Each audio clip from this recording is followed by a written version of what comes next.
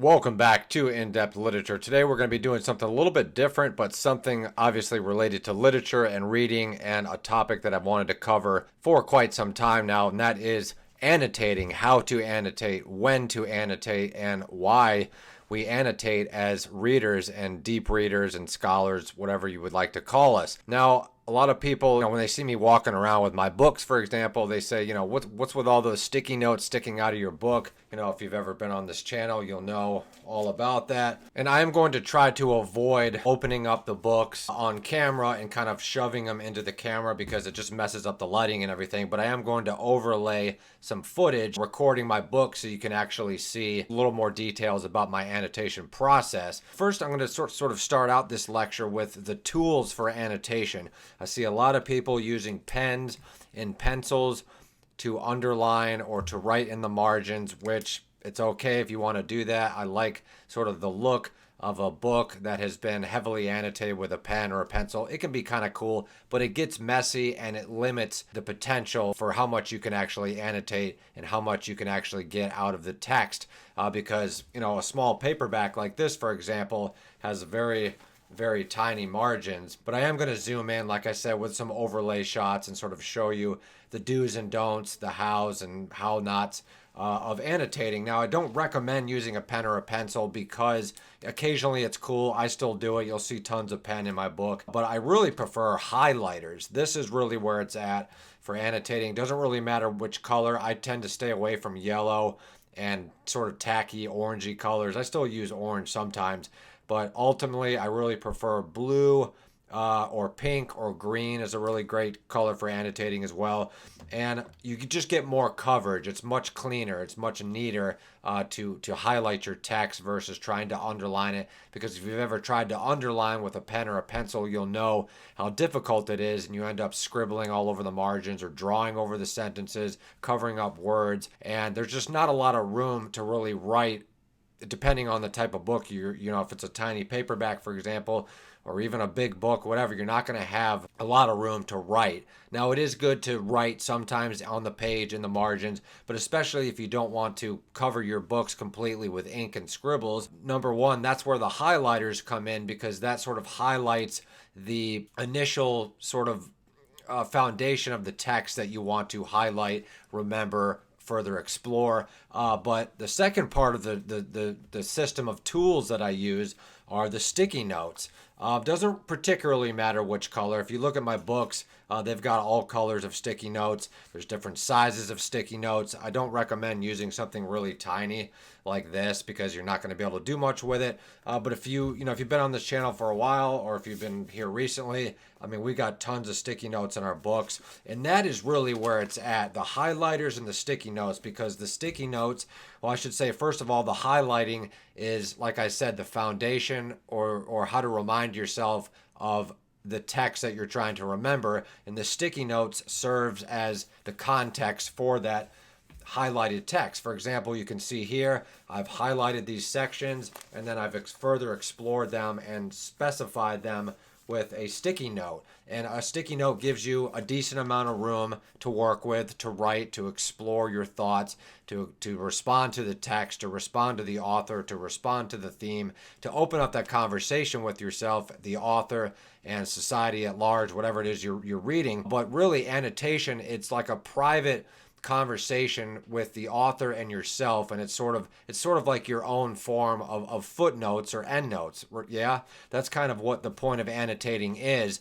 I definitely recommend the sticky note system because it just really frees you up to just really explore and write down those themes that you may or may not be exploring. If you're trying to cram everything into the margins with a pen or a pencil, it's just not going to work, and it's going to look really, really messy and unorganized. And the third thing that I'll say about annotating is, like I said, don't make it too complicated. Highlight the text that you want. You can highlight as much as you want. If you go through my books, you will see tons and tons of highlighted sections. And sometimes I'll stop at highlighting or underlining. Sometimes you won't see a sticky note, but oftentimes if you see a lot of highlighted sections in my book, that indicates that there's going to be a sticky note in response to that. I highlighted a bunch of this whole passage here from The Death of Ivan Ilyich by Tolstoy, and the sticky note explores the question, why does Ivan resent his wife so much? His wife's name is Praskovia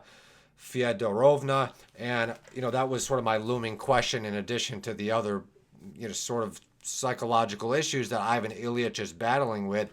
Why the heck does he resent his wife so much? It's an interesting question.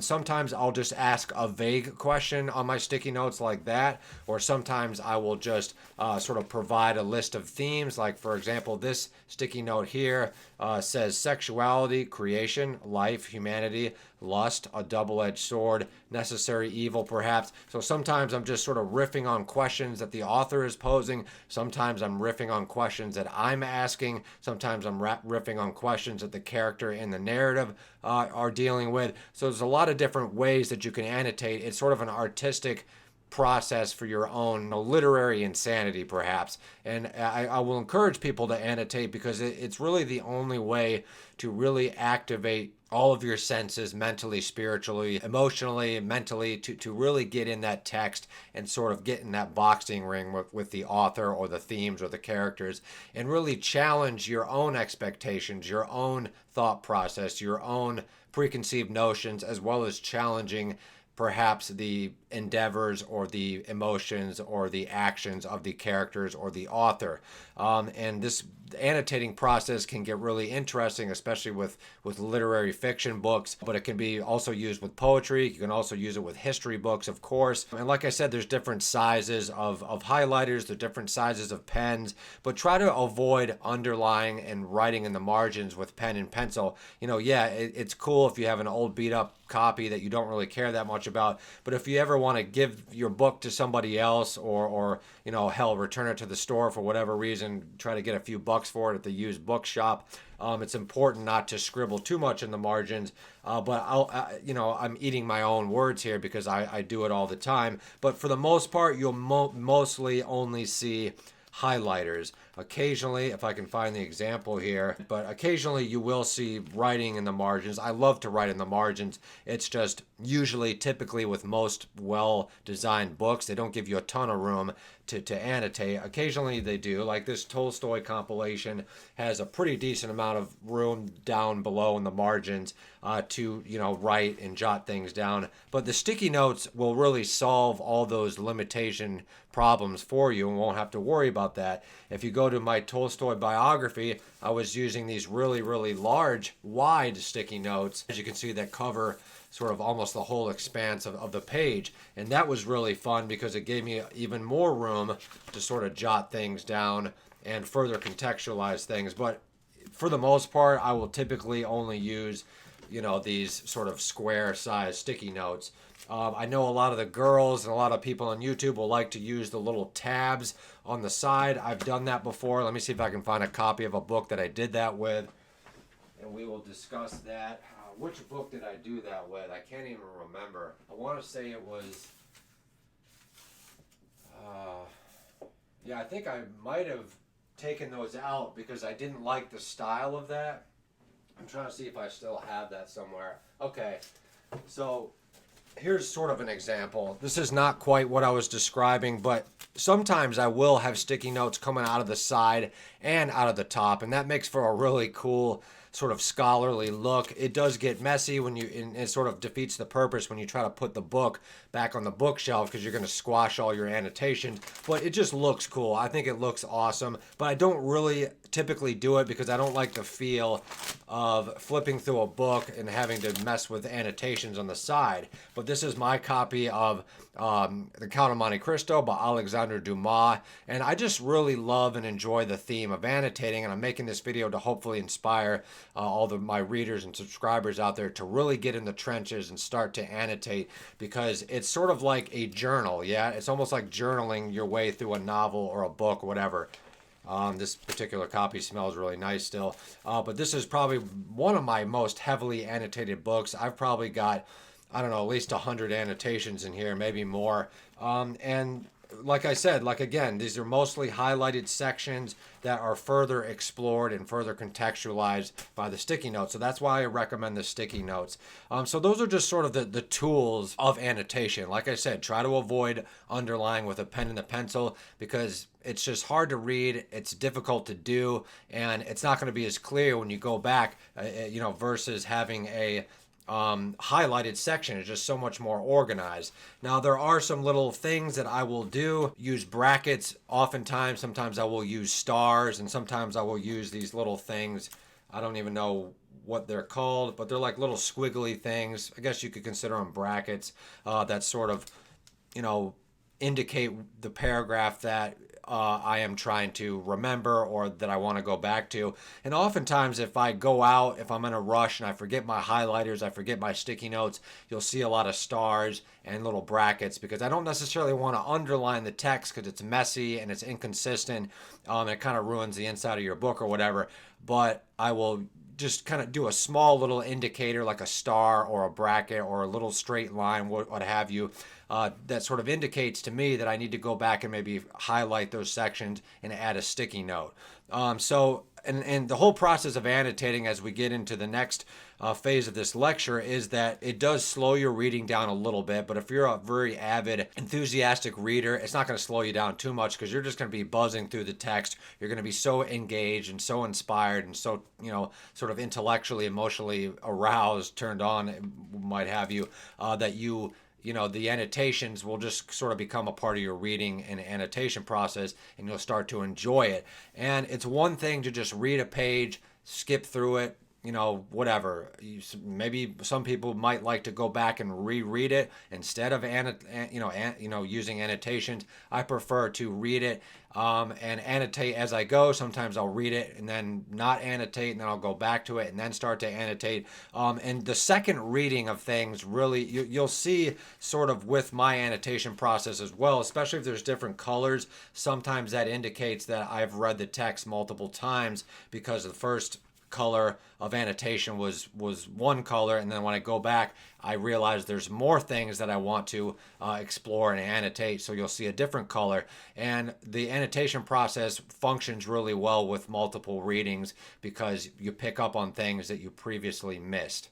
So that's sort of the introduction, the first half of this lecture, talking about the tools. Like I said, use highlighters and sticky notes. Trust me, you'll never go back. And like I said, I can't really find an example. I think I do have some books that have sort of more like the little colorful tiny tabs, like a Throne of Pages might do, or somebody like that. It's a cool look, but I prefer not to do that because it gets hard to kind of flick through your books, and then if you turn your book like this, you just got all. I mean, it looks cool. I'm not hating on it, but I prefer just the big sticky notes that you can actually write on. The tabs are just more for, I don't know, maybe a feminine, interesting artistic look, but to me it doesn't really serve much of a function. But the large square sticky notes like this, not only do they look really cool and colorful, but they actually serve sort of a function by giving you enough room to write a small paragraph or write a couple lines or sentences. And my goal someday is to have my whole book collection just growing with sticky notes, like a huge sticky note forest or something. But like I said, there's some books, there's some narratives that you just don't feel compelled to annotate. Yes, sometimes you're not in the mood to annotate, but sort of getting into the second part of this lecture, why do we annotate? And more importantly, what do I annotate, or what you should be annotating?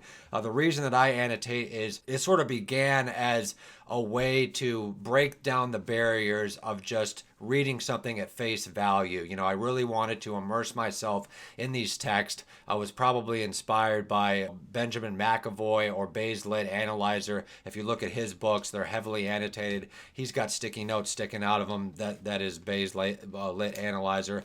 Benjamin McAvoy, on the other hand, likes to use pen and pencils, which is cool, but to me it looks messy and it kind of limits your annotation process.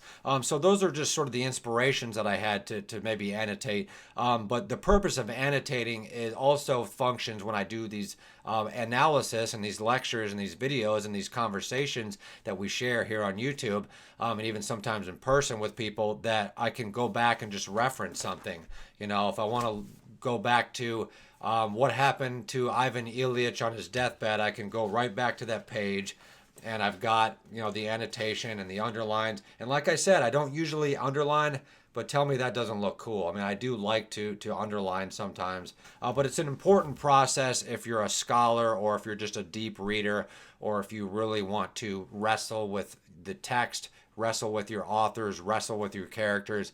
And it just looks cool. It looks like you actually put some work into that book versus just reading it, as a passive sort of observer. And that's totally fine. Maybe not everybody is, into annotating or wants to extrapolate every single complexity and theme and esoteric element of the text. But these annotations are sort of a life raft for me when I go back to do these lectures. And yeah, I'm not necessarily reading from the text, or I'm not necessarily referencing and revisiting every single annotation, but as a whole, it helps to stick things into my memory and helps me to further explore and explain the themes and the ideas and the characters, or whatever, the emotions, the events, the plot, whatever it is, I'm further exploring in my lectures. Now, I don't really make generic notes about the plot. I don't focus too much on, yes, the first couple chapters of a book, when I'm getting to know the characters, I will annotate the names, I'll annotate the locations, or just sort of underline them, highlight them.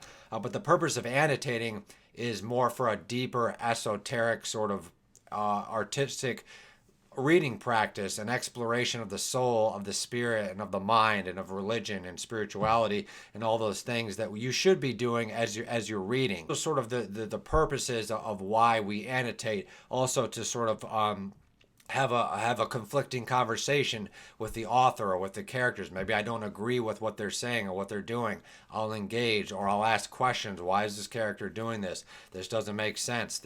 And sometimes I try to stay away from sort of grammatical editing, but every once in a while, if an author is really bad, perhaps, or he or she is using too many of the same words, or something is just not jiving sort of stylistically in the text, I will sort of get in there and start to critique things. But for the most part, literature, that being fictional literature, that is really where annotating serves a strong purpose. You're not going to get as much out of annotating from a biography or a history book, but sometimes you will. I mean, my Tolstoy biography and my Dostoevsky biography are extremely heavily annotated, as you can see, and that really helps you to just be able to remember things about the author, have a conversation with the person that wrote the book, the biographer, and it's just a really, really great process. Sort of getting further into what I was saying before, we've discussed the tools of annotation, and then we sort of briefly went into the meaning behind the annotation.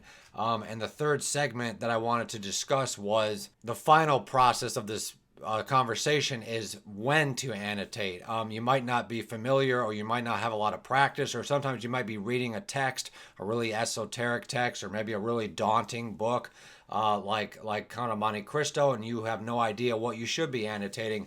And sort of my rule of thumb is to start simple. Start personal. Start with what interests you. Start with what bothers you. Start with what concerns you. Start with what you're baffled by. Start with words or themes that you don't understand. Anything like that. There's really, like I said, there's really no wrong way to annotate, but don't get focused on annotating people's names or underlying names or dates, or just sort of silly, superficial, superfluous things like that. I don't even know if I said that word right. But anyway, that is sort of, let your heart guide you. Let your emotions guide you. Let your intellect guide you.